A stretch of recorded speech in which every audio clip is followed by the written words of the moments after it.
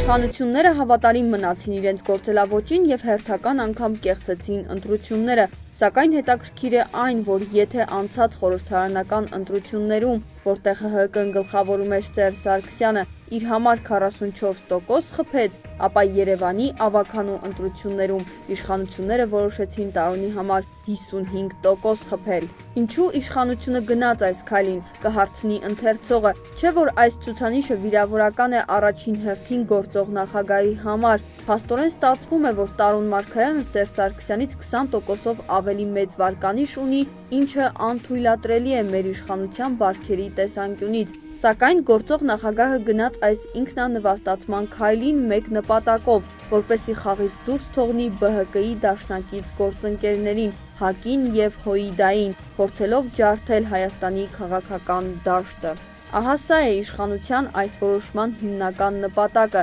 Արձանագրենք սակայն, որ այս պարագայում գոնե թղթի վրա ֆիքսվում է Տարոնի հաղթական ցուցանիշը, որը աննախադեպ է նման թշվառ վիճակում գտնվող երկրում։ Փաստորեն ստացվում է, որ Տարոնը դառնում է վերքաղաքական գործիչ, որի հեղինակությունն ավելի բարձր է, քան Հայաստանի բոլոր քաղաքական ուժերին միասին վերցրած։ Նշենք, որ այդպիսի հեղինակություն 1991 թվականին ուներ Լևոն Տեր-Պետրոսյանը, իսկ 1998 թվականին Կարեն Դեմիրճյանը։ Մեր հարևան Թուրքիայում էլ ժամանակին նման հեղինակություն ուներ Աթաթուրքը, այն, որ Տարոնը հասարակ ավանցի թաղի տղա է, գիտեն բոլորը, իսկ այն, որ իշխանությունը քաղաքական դաշտը ոչնչացնելու համար այդ թաղի տղայից նոր Աթաթուրք է կերտում, սա արդեն կոմեդիա չէ, սա ողբերգություն է, որի հետևանքները մենք կզգանք մոտ ժամանակներս։ Խասյաթի համաձայն իշխանությունը այս ընտրություններից հետո